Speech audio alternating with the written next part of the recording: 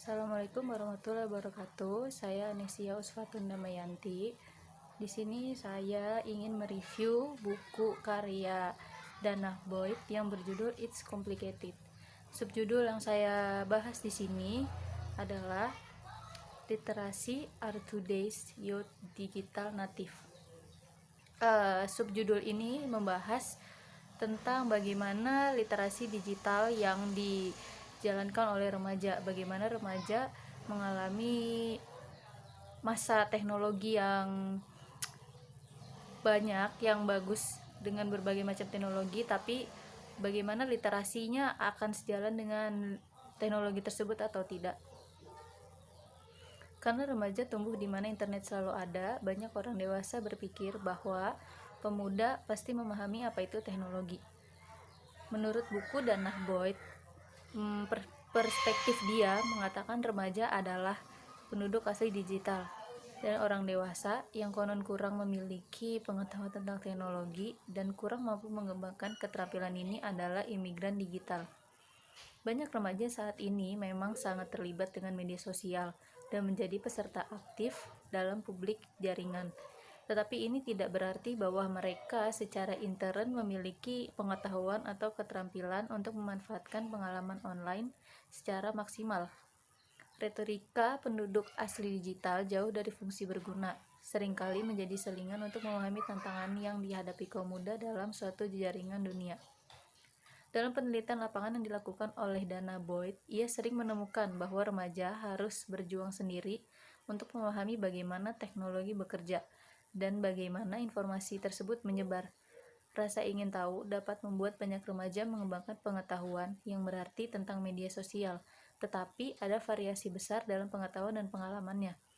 Beliau juga mewawancarai remaja yang tidak tahu perbedaan antara browser web dan internet, juga bertemu dengan remaja yang memahami berbagai jenis konten web dan membantu menciptakan dan menyebarkan budaya internet melalui meme populer.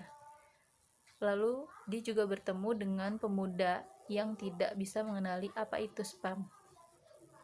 Dalam subjudul ini terdapat beberapa bagian tentang literasi. Yang pertama adalah munculnya digital asli. Dalam artikel yang terdapat pada buku Danah Boyd ditulis oleh Mark Prensky yang berjudul Digital Native, Digital Immigrant. Ia mengklaim bahwa siswa masa kini berpikir dan memproses informasi secara fundamental, berbeda dari pendahulunya. Menurut pendapatnya, mereka harus disebut sebagai digital pribumi, karena siswanya saat itu adalah penutur asli dari bahasa digital komputer, permainan video, dan internet. Kita hidup di dunia yang dimediasi secara teknologi. Menjadi nyaman menggunakan teknologi semakin meningkat, bahkan di kehidupan sehari-hari, seperti mendapatkan pekerjaan bergaji tinggi, mengelola perawatan medis, hingga terlibat dengan pemerintah. Daripada mengasumsikan bahwa remaja memiliki keterampilan teknis bawaan, orang tua, pendidik, dan pembuat kebijakan harus bekerja sama untuk mendukung mereka yang berasal dari latar belakang yang berbeda dan juga memiliki pengalaman yang berbeda.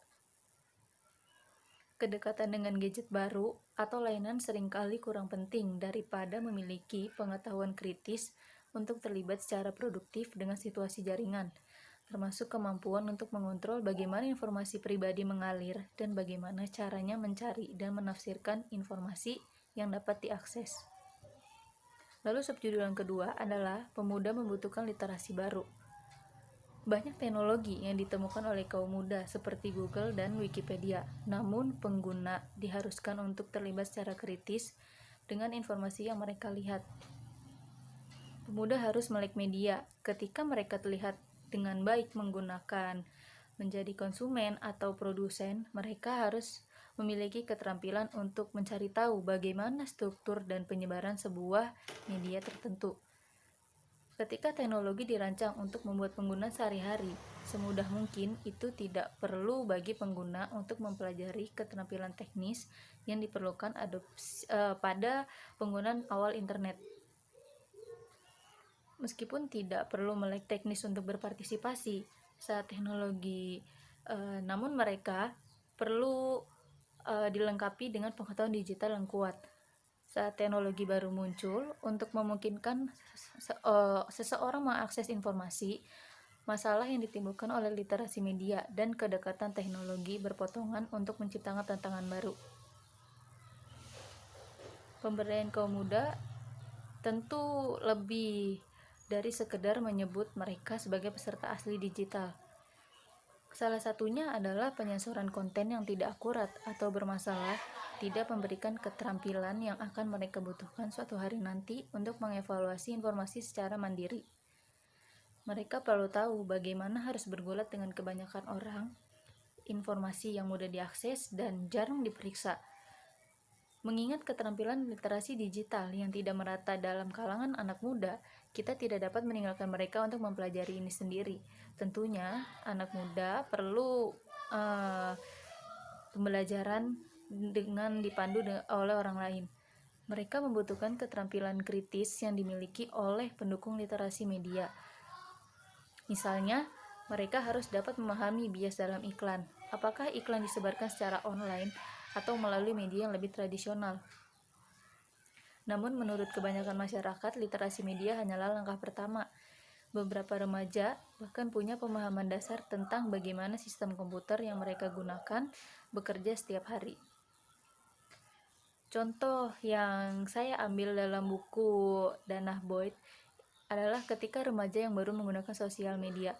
Mereka belajar untuk mengubah tampilan profil dengan memasukkan kode seperti HTML dan lain-lain. Setelah remaja sudah bisa mengeksplorasi diri sendiri atau mengeksplorasi ekspresi dirinya, dilanjutkan dengan belajar mengubah tampilan profil seperti layout atau latar belakangnya.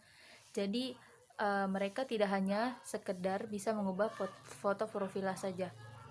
Di sini remaja menjadi cukup canggih secara teknis ketika mereka berusaha membangun media yang aktif dan kreatif.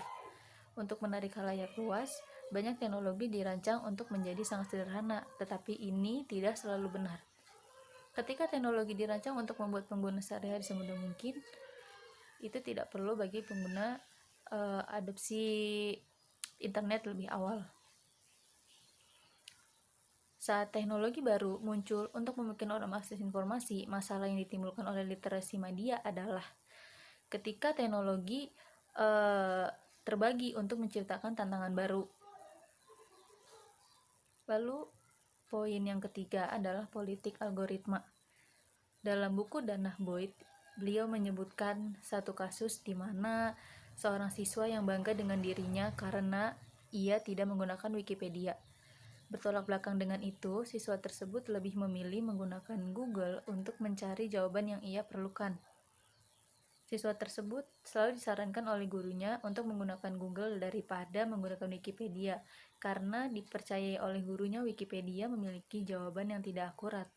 Lalu dengan ini, siswa tersebut menjadi berpikir bahwa semua jawaban yang muncul pertama di laman pencarian Google harus benar. Jika tidak, bagaimana jawaban itu bisa muncul di atas? Selanjutnya, penjelasan Wikipedia dan Google itu sangat berbeda. Wikipedia adalah bagai sebuah laman yang sengaja dibuat untuk menjelaskan sebuah informasi dan tidak sepenuhnya akurat, karena isinya masih bisa diedit oleh siapapun. Sementara Google adalah sebuah perusahaan nirlaba dan mesin pencari yang didukung oleh iklan. Google tidak memverifikasi konten dan menilai kualitas konten, juga tidak memiliki editor yang tugasnya memverifikasi sumber konten. Berdasarkan pada mesin pencarian Google, sesuatu yang muncul paling atas di laman pencarian Google adalah harus benar. Algoritma Google hanya mengandalkan pada tautan, teks, dan sinyal data lain untuk memastikan halaman mana yang akan muncul di bagian atas di setiap pertanyaan. Karena Google dapat diakses dari berbagai lalu lintas media, banyak orang atau organisasi yang mencoba untuk memanipulasi informasi untuk memastikan bahwa halaman tertentu akan mendapat peringkat tinggi. Sebagai tanggapan, Google terus mengubah algoritmanya untuk meminimalkan informasi yang dimanipulasi. Google memiliki tujuan untuk memberikan tautan halaman yang relevan dengan pencarian yang diberikan, namun tidak menjamin keakuratan dari setiap halaman tersebut. Jadi Google hanya sebatas memberi informasi yang cukup relevan, tapi tidak memiliki indikator untuk keakuratan karena Google hanya sebuah perusahaan nirlaba, bukan yang dijalankan oleh seseorang. Hasil yang didapat orang dari mesin pencari seperti Google sangat personal dan tergantung pada apa yang Google ketahui tentang yang dicari oleh seseorang tersebut, termasuk demografis informasi, riwayat permintaan pencarian, dan yang diperoleh melalui media sosial. Proses ini menghasilkan pengambilan informasi diferensial dengan orang yang berbeda menerima hasil yang berbeda juga. Remaja melihat Google sebagai pusat informasi digital semesta, meskipun mereka memiliki sedikit pemahaman tentang bagaimana hasil pencarian dihasilkan, apalagi kesadaran tentang bagaimana personalisasi mempengaruhi apa yang mereka lihat. Mereka secara tidak kritis mempercayai Google, sama seperti kebanyakan orang dewasa yang melakukannya, karena remaja tidak belajar menilai secara kritis kualitas informasi yang mereka akses. Mereka hanya mencari perantara baru yang dapat membantu menemukan apa yang berharga. Untuk lebih baik atau buruk, mereka menerima hasil Google begitu saja, sementara juga menolak konten berkualitas tinggi situs lain yang mereka telah diajarkan. Lalu yang keempat adalah Wikipedia sebagai situs produksi pengetahuan. Literasi remaja jika di Google pasti selalu membuka Wikipedia lebih dahulu karena mereka hanya mempercayai apa yang tertulis di Wikipedia karena dirasa jawabannya sudah paling akurat. Padahal semua informasi yang terdapat di Wikipedia adalah hasil editan dari beberapa orang. Secara tidak langsung, literasi remaja hanya mengikuti apa yang dilihatnya tanpa mencari tahu kebenaran informasi dari sumber lain. Meskipun sebagian besar remaja yang ditemui oleh Danah Boyd tahu apa itu internet dan tahu apa itu Wikipedia, mereka hanya mengunjungi situs tanpa tahu itu isinya diedit atau enggak. Lalu sebagai gantinya, mereka menentukan apakah sebuah artikel itu baik atau buruk berdasarkan pada apa yang mereka pikir bahwa guru mereka dapat dipercaya ketika mengkritik Wikipedia. Jadi siswa yang diteliti oleh Danah Boyd ini selalu diberitahu oleh gurunya bahwa jawaban Wikipedia itu tidak akurat. Wikipedia hanya menyediakan konteks yang ideal untuk melibatkan kaum muda untuk menginterogasi sumber-sumber mereka dan memahami bagaimana informasi dihasilkan. Banyak artikel sejarah Wikipedia, misalnya, sangat bergantung pada konten yang ditulis oleh sejarawan. Apa yang dilakukan Wikipedia dengan baik adalah menggabungkan dan menyajikan informasi dari banyak sumber dengan cara yang gratis, dapat diakses publik, dan dapat dimengerti, mengungkapkan bias dan diskusi yang masuk ke produksi konten.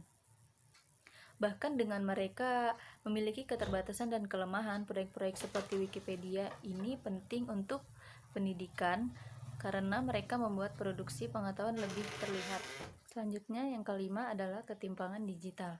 Tantangan yang ditimbulkan oleh literasi media berasal dari isu yang perlu diperkuat dengan digital yang lebih luas ketidaksetaraannya, yang sering dielakkan oleh bingkai digital natif. Semakin banyak pemuda memperoleh akses melalui sekolah dan lembaga publik, dan sebagai akibat dari penurunan biaya teknologi, para petinggi semakin mengkhawatirkan tentang ketidakrataan keterampilan atas melek huruf dan akses dalam makna sosial. Ketimpangan digital yang terjadi adalah hal yang tidak semestinya terjadi. Dalam konteks ketimpangan digital, artinya pemanfaatan teknologi digital yang tidak seharusnya. Pemanfaatan atau penggunaannya tidak sesuai dengan fungsi sebenarnya dari teknologi tersebut. Konteks ini menjelaskan bahwa literasi Anda dimulai dan dibangun dari teknologi digital, yang dinamakan dengan literasi digital. Teknologi yang seharusnya dapat membantu Anda dalam pemenuhan kebutuhan sosial, pribadi, dan masa depan Anda, dan difungsikan menjadi penggunaan akses media sosial. Anda terlihat canggih dan mahir ketika menggunakan media sosial untuk berkomunikasi dengan teman-teman. Namun ketika dipaksa untuk menggunakan teknologi demi literasi Anda hanya berbuat semampunya, tidak dengan sungguh-sungguh sehingga hasil yang diperoleh pun tidak maksimal. Sebuah kasus yang diteliti oleh Dana Boyd adalah di New York. Beliau menyaksikan seorang gadis remaja yang menggunakan ponsel Android-nya. Gadis tersebut mengirim SMS secara teratur menggunakan aplikasi Twitter dan Facebook. Dengan penuh semangat, gadis tersebut memberitahu kepada Dana Boyd bahwa ia sangat mulus bagaimana ia menggunakan Twitter dan Facebook dan melakukan percakapan semi-sinkron. Tetapi ketika Dana Boyd bertanya kepada gadis tersebut tentang bagaimana ia menggunakan teleponnya untuk mencari sesuatu untuk sekolah, dia hanya menghela nafas dan dia hanya beralih ke browser, membuka Google, lalu mengetik pertanyaan di kotak pencarian. Gadis tersebut berkata kepada Dana Boyd bahwa ia terlalu malas untuk searching di Google karena menurutnya hal itu membuang waktu dan terlalu membutuhkan banyak waktu untuk menunggunya, kendala sinyal atau dan yang lain-lainnya.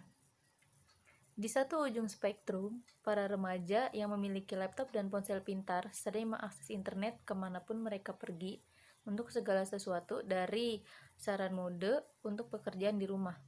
Di ujung lain spektrum adalah remaja yang memiliki peluang terbatas untuk mengakses internet dan hanya dalam konteks yang sangat teratur dan tersaring seperti pusat komputer sekolah atau perpustakaan.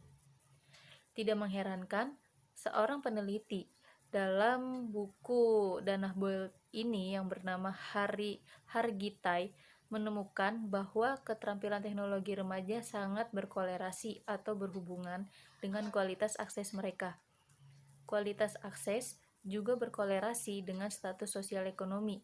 Seperti yang disebutkan sebelumnya, Hargitai berpendapat bahwa banyak anak muda jauh dari penduduk asli digital. Artinya anak muda menggunakan digital dengan cukup naif. Ketimpangan digital ini menyebabkan terjadinya salah fungsi dan pemanfaatan dari teknologi digital. Ketika masyarakat memahami kesenjangan digital sebagai masalah keterampilan, kini sebagian orang menempatkan tanggung jawab belajar bagaimana cara mengelola individu dan keluarga. Untuk memenuhi kelengkapan dari review saya telah melakukan wawancara dengan narasumber saya, seorang remaja yang berusia 20 tahun bernama Cindy. Oke, pertanyaan pertama, Anda sebagai remaja usia 20 tahun, apakah Anda termasuk ke pengguna aktif dari internet? Aktif, apalagi lagi zaman pandemi kayak gini kan, ya pasti aktif lah main sosial media, nggak mungkin enggak. Lalu bagaimana biasanya Anda menggunakan dan memanfaatkan internet itu sendiri? Biasanya sih manfaatin untuk sharing, entah untuk kayak belajar atau kegiatan lainnya, terus untuk cari materi, jurnal, dan lain-lain, atau bisa juga untuk diskusi dan bisnis sih, dan bermain sosial media pastinya. Lalu apakah Anda hanya menggunakan internet sebatas untuk bermain sosial media? Enggak sih.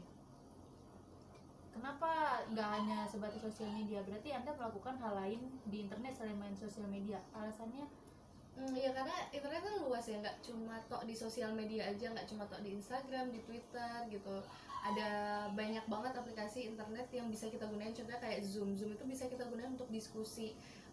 Entah kayak misalnya kita masuk HMJ, kita masuk BEM, kita masuk organisasi-organisasi lainnya, pasti kan kita perlu diskusi, perlu adanya musyawarah gitu. Nah, bisa kita gunakan aplikasi Zoom untuk hal tersebut. Terus bisa juga untuk bisnis. Zaman sekarang ada Telegram. Nah, Telegram bisa kita gunain tuh untuk bisnis, untuk cari uang. Kan di zaman pandemi kayak gini, uang lagi benar-benar krisis banget kan. Jadi bisa kita gunain tuh aplikasi-aplikasi kayak gitu. Nah, kalau zaman sekarang bisa juga cari uang melalui sosial media kayak Instagram, kayak dengan paid promote, endorse, kan zaman sekarang banyak banget tuh. Atau YouTube. Dari YouTube juga kita bisa cari uang kan, nggak cuma di sosial media kita hanya bisa bermain aja gitu, tapi kita juga bisa menghasilkan gitu sih. Cukup aktif berarti ya untuk pemanfaatan internet selain main sosmed. Iya betul. Dari buku bacaan, untuk rujukan saya untuk pemaparan ini itu terdapat remaja yang tidak benar-benar paham apa itu internet. Mereka hanya memanfaatkan internet hanya sebatas untuk komunikasi dengan temannya melalui sosmed. Terus gimana dengan Anda sendiri? Apakah Anda benar-benar paham apa itu internet? Apakah Anda sudah menggunakan internet sesuai dengan fungsi aslinya untuk membantu kebutuhan manusia dalam pemenuhan sehari-harinya? Kalau dibilang paham atau enggak ya kurang nggak bisa explain sih, cuma sejauh ini main sosmed ya untuk pemanfaatannya sendiri di sejauh ini ya cukup signifikan sih, karena kan yang sebelumnya dibilang tadi internet tuh nggak cuma hanya untuk bersenang-senang aja, tapi kita bisa explain banyak hal di situ, entah pembelajaran, sharing, buku jurnal. Apalagi kita nih sebagai anak kuliahan gitu kan pasti perlu banget tuh yang namanya internet untuk nyari referensi-referensi lainnya kan dari jurnal-jurnal yang ada online sekarang gitu. Ya cukup paham sih sejauh ini. Berarti sebetulnya kita sebagai remaja akhir itu benar-benar harus berpikir kritis, ya nggak sih? Ya, betul. Biar nggak termakan hoax, nggak menyebarkan disinformasi.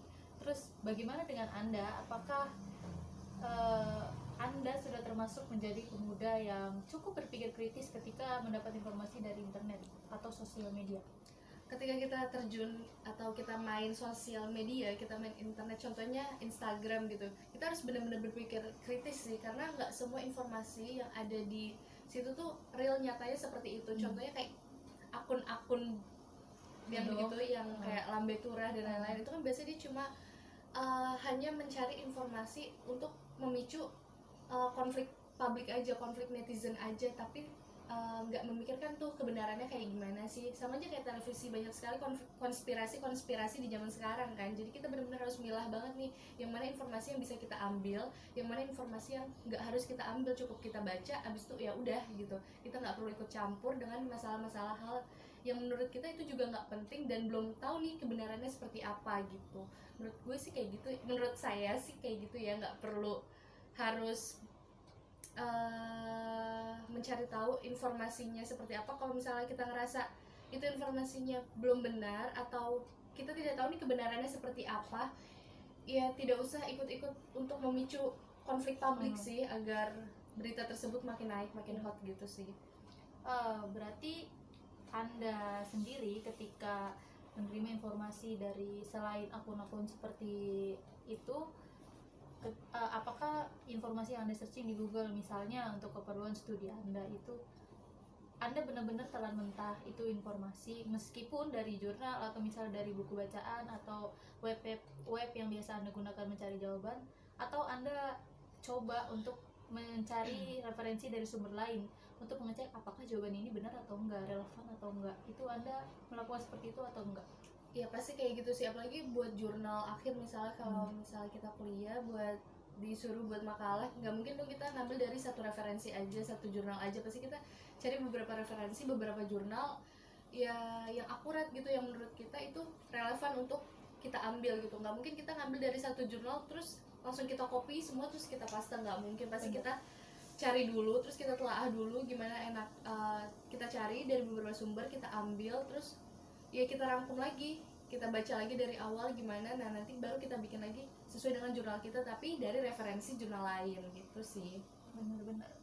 Lalu Anda kan berprofesi sebagai mahasiswa juga, mahasiswa semester awal. Ketika Anda mencari sebuah jawaban referensi di Google, pasti jawaban pertama itu dari web Wikipedia, ya nggak sih? Terus ketika ada jawaban dari Wikipedia itu, apakah Anda pernah membukanya atau bahkan menggunakannya jawaban dari Wikipedia itu? Kalau Wikipedia nggak sesering itu, cuma beberapa kali pernah, tapi nggak yang sesering itu. Biasanya sih dari blogspot gitu sih, kalau nggak Brandly, nggak Wikipedia gitu. Apakah menurut Anda jawaban seperti akun Brandly atau blogspot itu cukup akurat, atau biasanya kan ya kalau misalnya Brandly yang saya tahu itu benar-benar jawaban pendapat pribadi, tapi nggak tahu gimana kalau jawaban dari blogspot atau web-web lain. Menurut Anda apakah jawaban mereka cukup akurat untuk dijadikan referensi untuk studi? Anda? Kalau untuk studi biasanya saya tuh ngambil dari misalnya Blogspot. Brandly itu untuk pemikiran pribadi, pendapat kita, pendapat orang lain tentang materi yang akan kita buat di makalah misalnya ya. Terus atau biasanya sih saya ngambil dari edu online gitu, jadi download materi dari situ. Biasanya sih kayak gitu sih, nggak terlalu monoton harus di Brandly atau di Blogspot, karena kan ya yang kita ketahui banyak banget sosial media, internet zaman sekarang, di Google juga yang memang merancukan materi gitu kan ya, nggak yang real 100% seperti itu. Kadang juga ngambilnya dari jurnal buku sih, kayak misalnya ke perpustakaan nasional, kita cari-cari juga referensi-referensi biar relevan juga sih sama materi yang akan kita bawa nanti. Balik lagi bicara soal Wikipedia, seperti yang saya sebutkan, Wikipedia itu kan lamannya bisa diedit oleh berbagai orang, misalnya entah dia sarjana lain atau dosen gitu. Terus menurut Anda, apakah jawaban Wikipedia yang banyak misalnya ada sejarah atau ada jenis-jenis dari suatu jawaban itu cukup akurat atau enggak? Kalau Jawaban Wikipedia karena di zaman sekarang kebanyakan ngambil dari situ ya, kalau menurut saya sih ada 50-50-nya ya. Yang kita nggak mungkin harus tapi tergantung pendapat orang lain. Jadi pendapat saya sih kayak 50-50. Ketika kita mengambil materi dari Wikipedia, kita harus punya satu jurnal yang sama gitu. Jadi ya kita gabungin, terus kita cari nih benar-benar titiknya tuh di mana materi itu. Jadi biar nggak ada salah juga kan, nggak mungkin dong satu referensi, satu jurnal, satu link kita buat langsung untuk di satu makalah, kan nggak mungkin kayak gitu kan.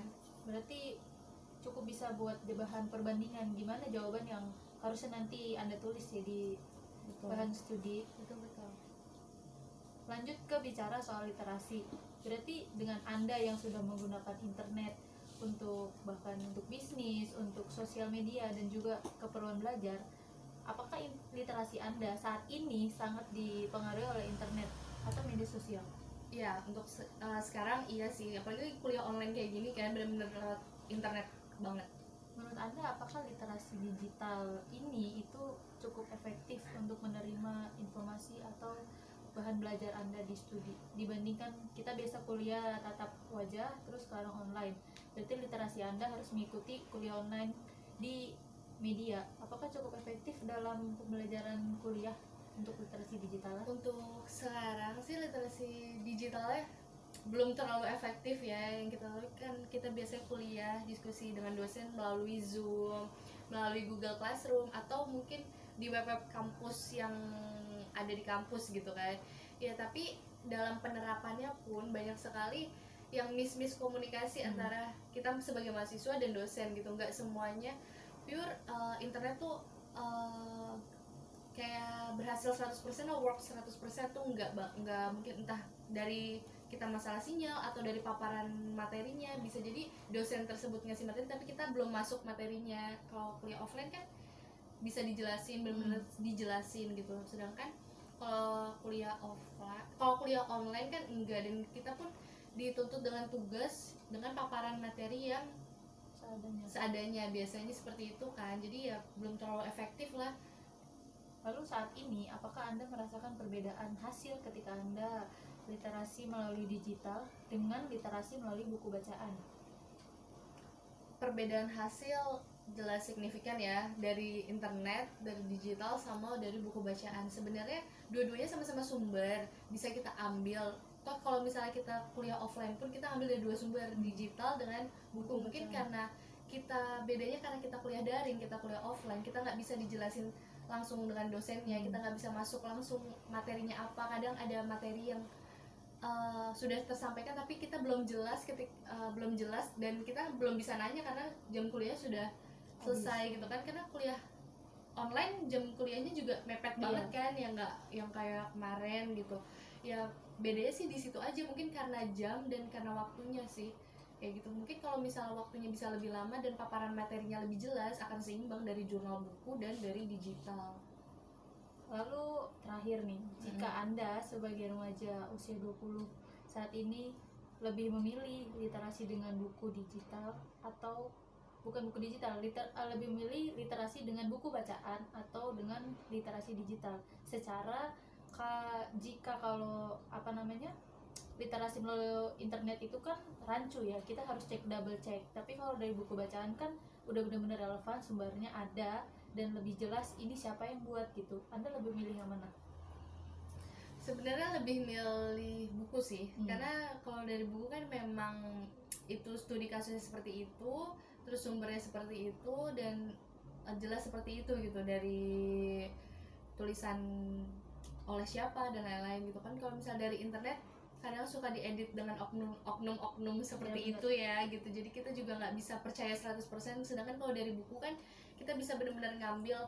Cuma kalau dari buku sebenarnya sih ini ada minus plusnya masing-masing sih. Cuma kalau dari buku kan kadang kita juga ada minat, juga ada untuk kayak males nih baca gitu kan. Nah paling kayak gitu sih. Kalau untuk zaman sekarang ngambilnya sih edu online kan kayak jurnal atau buku online gitu kan, dan itu lebih ringkas sih gitu daripada kita harus baca buku ke perpustakaan nasional setebal gini. Lebih baik lewat edu online sih.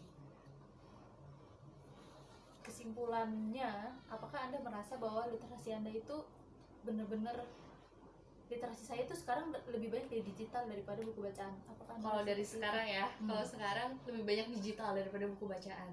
Karena ya di zaman sekarang digital lebih perlu kan, kita kuliah juga online gitu kan, jadi ya mau nggak mau kuliah sampingnya Google gitu. Lebih efektif Lebih aja efektif, gitu ya iya, pakai digital. Makasih Cindy Oh, udah iya, mau aku sama-sama. wawancara tanya-tanya.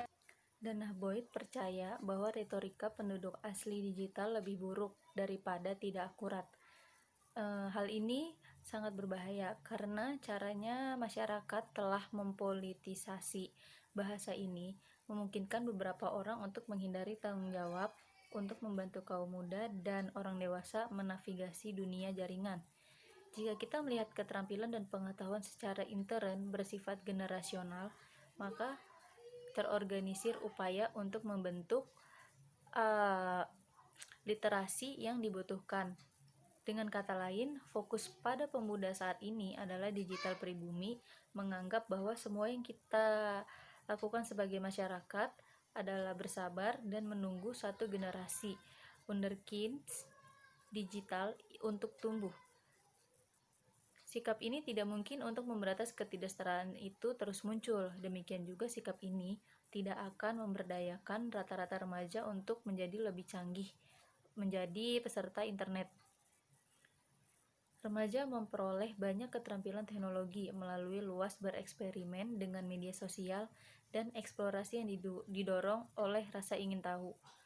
Karena remaja beralih ke layanan media untuk bersosialisasi dengan temannya, mereka sering mendapatkan keterampilan yang merupakan bagian dari pembelajaran sosial informal. Namun, banyak dari keterampilan literasi media yang diperlukan untuk memahami secara digital memerlukan tingkat keterlibatan yang jauh melampaui apa yang rata-rata remaja dapatkan dengan teman-teman di sosial medianya. Keterampilan teknis ini seperti kemampuan untuk membangun ruang online memerlukan budidaya aktif. Keterampilan ini juga harus dilakukan dengan belajar dan disengaja agar tidak sulit untuk menggunakan sebuah media online. Remaja dapat membangun intuisi dan intuitif tentang cara menavigasi interaksi sosial online melalui keterlibatan dan pengalaman kasual. Tetapi ini tidak berarti bahwa pemahaman tentang alasannya menggunakan pencarian mengembalikan beberapa konten sebelum yang lain. Pengalaman dengan media sosial juga tidak mendorong anak muda untuk belajar bagaimana membangun sistem mereka sendiri, dibandingkan hanya menggunakan platform media sosial. Teknologi akan semakin berperan penting dalam masyarakat. Kenyamanan dengan teknologi saat ini bahkan sudah menjadi syarat dasar untuk mendapatkan pekerjaan. Juga instansi pemerintah semakin beralih ke teknologi untuk menyediakan layanan dan melibatkan warga, karena dirasa cukup efisien dalam hal waktu dan kecepatan menyimpan data. Kita semua harus menggerakkan asumsi masa lalu tentang masa muda di masa kini. Baik orang dewasa maupun remaja perlu mengembangkan keterampilan media dan teknologi untuk menjadi peserta aktif dalam menyerap informasi di kalangan masyarakat. Belajar adalah proses seumur hidup. Diharapkan orang-orang baik tingkat rendah maupun tinggi akan semakin melek media dan membuat teknologi ini semakin maju. Sekian review dari saya. Kurang lebihnya mohon dimaklumi. Wassalamualaikum warahmatullahi wabarakatuh.